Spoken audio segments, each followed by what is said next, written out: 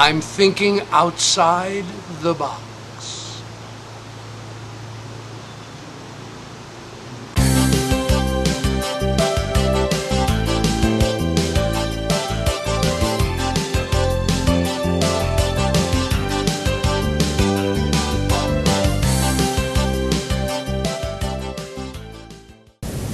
Andrew, we got a letter from Suresh, and he says, for lack of a better term, that his business is stalled. And so he's looking for new, unusual, and innovative ways to get his business jump-started.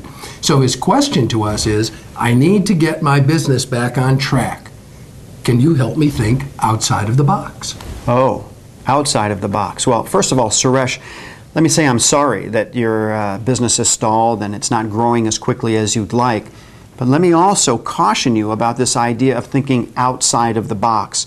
Because now I know this is contrary to what you've probably heard in the past, but for a lot of people, this idea of thinking outside of the box is actually a distraction from thinking inside of the box. And what I mean by inside of the box is all of those fundamentals, the basics of your business, that if you can get them in alignment and running smoothly, you'll be miles ahead of the competition. Let me give you an example. We met someone recently who was telling us that they're building business relationships online. They're spending a lot of time in social networking, trying to build their connections online. Yeah. But that's a great idea. In fact, we're doing the very same thing. But we found out that this very person has a stack of business cards on their desk from people that they met at live networking events, people they could build live face-to-face relationships with, and yet they had not called these people or sent them emails. Yeah, and a lot of times we have people come up to us looking for new and more powerful ways to promote themselves when they don't even have a basic 1-minute, 30-second, or even 15-second elevator pitch in place that really lets other people know what they do.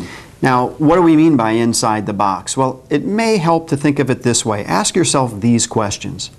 Have I returned all the phone calls and emails I should? Have I developed an elevator pitch? Have I resolved all outstanding client issues? Have I established a budget? Have I done all of the prospecting I need to? Have I finished all of the plans and projects for my business? Now, that reminds me of the story about this guy walks up to another guy and says, so how's that project you're working on going? And the guy says, it's going so wonderfully, I thought I would try something else. Now, talk about a distraction. Unfortunately, that's a common story for a lot of business people. When it comes to your box, a lot of people look like this poor guy. They can't even find their box.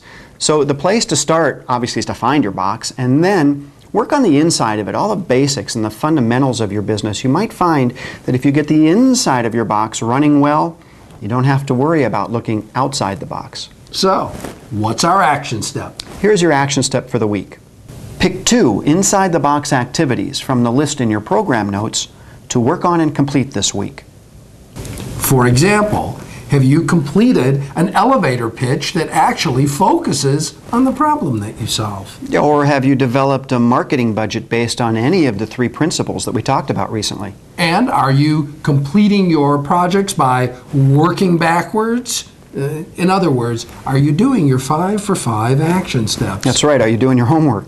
Now remember that underlying all of this, overarching all of this, at the center of all of this is your brand strategy, and hopefully over the weeks you've had a chance to start to develop it, fine-tune it, maybe even determine exactly what it should be.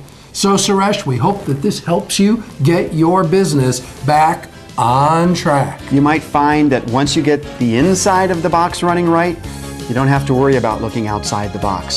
So work on that this week. We'll see you next week. I'm Andrew Sokol. And I'm Mike Krieger. Bye-bye.